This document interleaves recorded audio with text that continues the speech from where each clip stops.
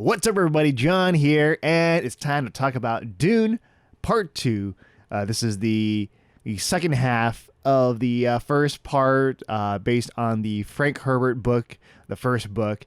And Denis Villeneuve, he's back as the director. Paul Atreides, he's back, and after the events of the first one, he is with the Fremen, and this is going to be his focus on his rise as the one to help lead the Fremen to the promised land. The whole event of the first film, you have House Atreides, and then you have the Harkonnens, and the Harkonnens, they've taken over the spice production and has obliterated House Atreides. So the only ones left, it's like few members are left, including Paul Atreides. And the mighty House Atreides is no more. And so now with this, like, the movie starts right after the events of the first film, and so you got Paul. He's with the Fremen, just helping them stop spice production from the Harkonnens, and the Harkonnens are back. So just like a quick thought of my thoughts for this one with Dune Part 2. Yeah, it's a grand epic. Just the story and the characters, just the themes and all that of whether there's like this prophet or someone that just wants to be equal to everyone else, and so it's like clashing. And then you also have just the sci-fi aspect of it. Is just very cool seeing how things work and this world and how dangerous it could be, and seeing the different houses, the Harkonnens' lifestyle is so weird and strange, and also getting to see just other people, other characters joining in on this whole drama of just being on the top. And just Arrakis, seeing more of Arrakis, seeing this world, the world of sand. Yeah, and Anakin Skywalker would hate this place. Yeah, so I want to talk about the things I liked about this film. Just Timothée Chalamet as Paul Atreides, and also as Muad'Dib. He really fills into this role of this character that the Fremen are really looking forward to.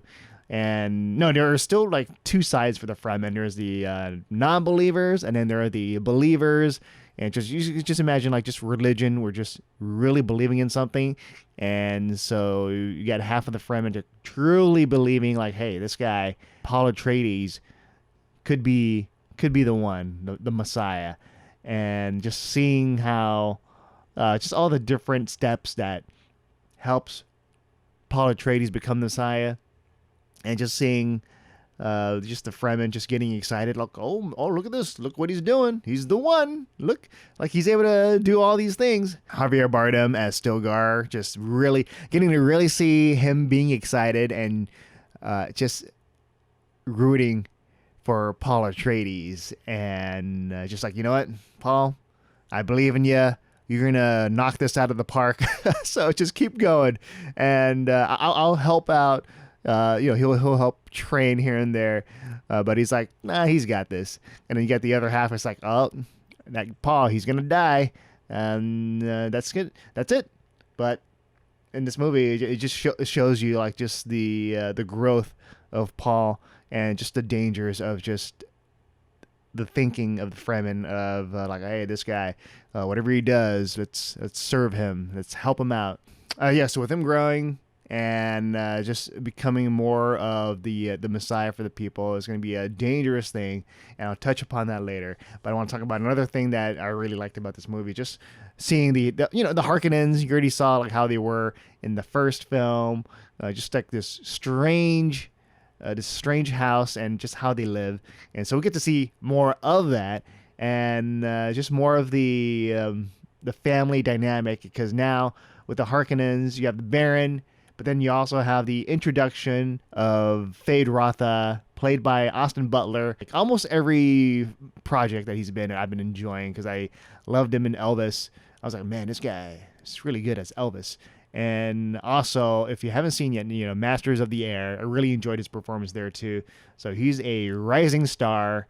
And so with this, a different performance for him, because he's playing this villain, Fade Rotha, the Harkonnen, with the pale face, bald, and just ruthless. You can see, like, I thought, yeah, the Harkonnens are ruthless, right? So with Austin Butler here as Fade Rotha, he's even more like he turns it up 100. He's just like just devastating. He's bloodthirsty and just dangerous, even around fellow Harkonnens. I'm like, oh, this guy, I do not want to be around him. But yeah, just seeing the Harkonnens, just getting to see more of their side of things, very, very interesting and also disturbing. And the other thing that Dune Part Two, well, the biggest thing is like it's a sci-fi movie, right? So with Denis, he's going to make things epic and grand. So you really get to see just more of just Arrakis and seeing just how beautiful the world can be, just the epic scope with the battles and just the seeing the cool ships and just the sci-fi aspect of just how the Harkonnens produce the spice, and also seeing the Harkonnens on the other side of just the weird stuff that they do, and also it feels like a classic. Just seeing Paul Atreides with the Fremen, and just this classic tale of one rising to the top. But then, rising to the top, there are consequences and dangers behind that, and the movie touches on that. And so, yeah, just this whole different layers of stuff with the sci-fi aspect in the world of Arrakis, and just Harkonnens and all that. And you have to see this on the biggest screen possible, especially with the sandworms. The sandworm sequence, it's amazing. It's huge, epic. Because the sandworms are huge. Oh yeah, so when you see the Fremen and the sandworms sequence, it's just, you have to see like just how big these creatures are. And also, I was able to watch this in Dolby Cinema, and so I had Dolby Atmos, and with Dolby Atmos, my seat was literally shaking, especially during the sandworm sequence. I'm like, oh my god, this is this is intense. This is crazy. I love it. And what I really love is like the sound is just so good, it's so loud, but also there are moments where like the balancing. I really like the balancing with this for my theater at least, where the audible dialogue.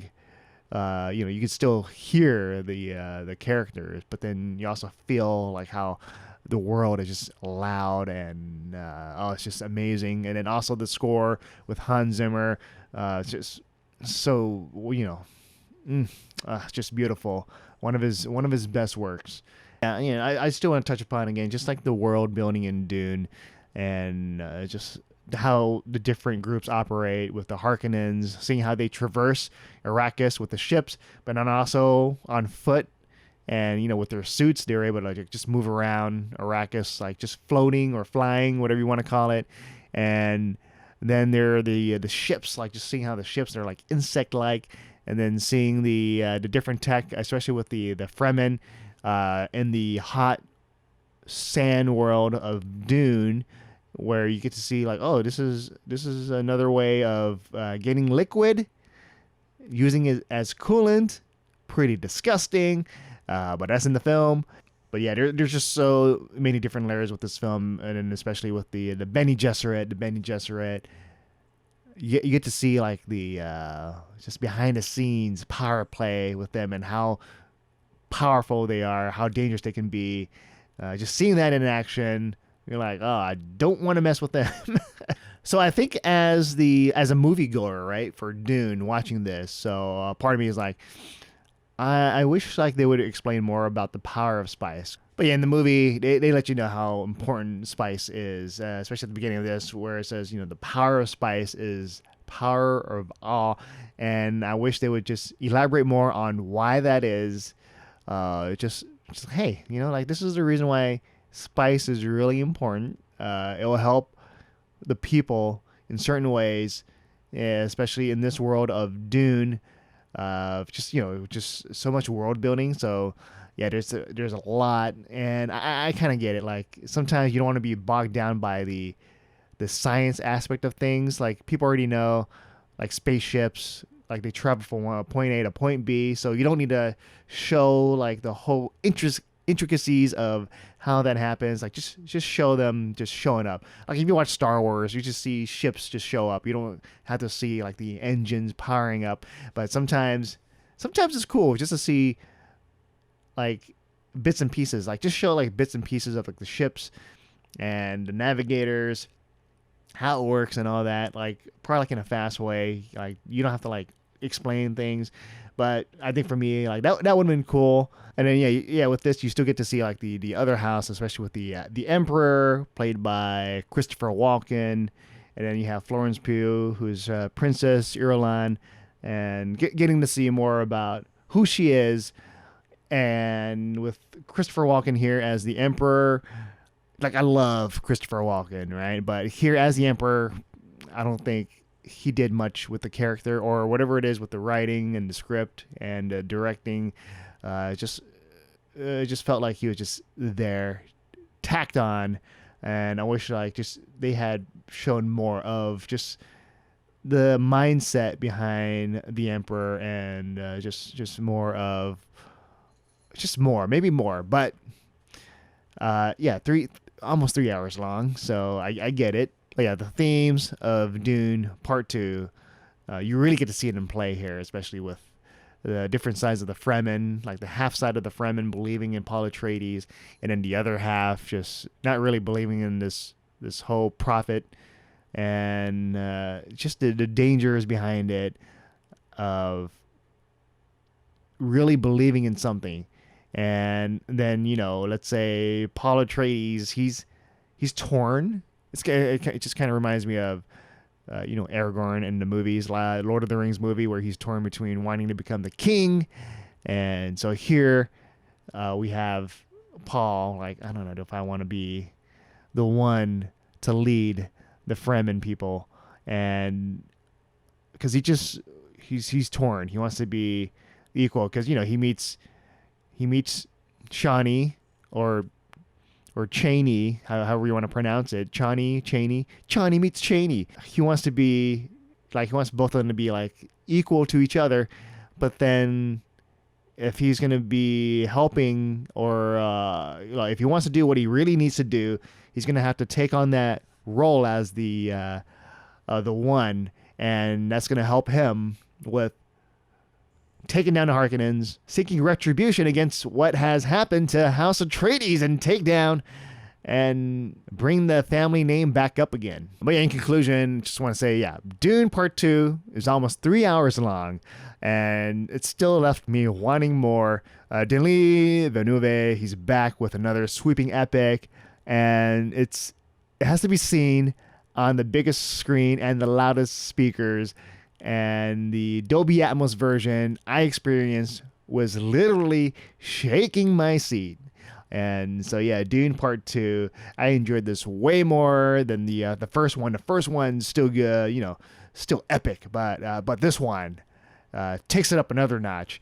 And now I want to watch more. Like the way it's set up, there's gonna be more, but you gotta wait for the box office numbers. You gotta wait for like just whether this is gonna be a huge success or not. I'm hoping it is, and that we're gonna get more of this Dune universe because I want to see more of it. So those are my thoughts on the film. Let me know what your thoughts are. Once you're able to check it out on the comments below. With that said, if you enjoyed this video, please give it a like, subscribe. I'm John, and I'll see you guys next time.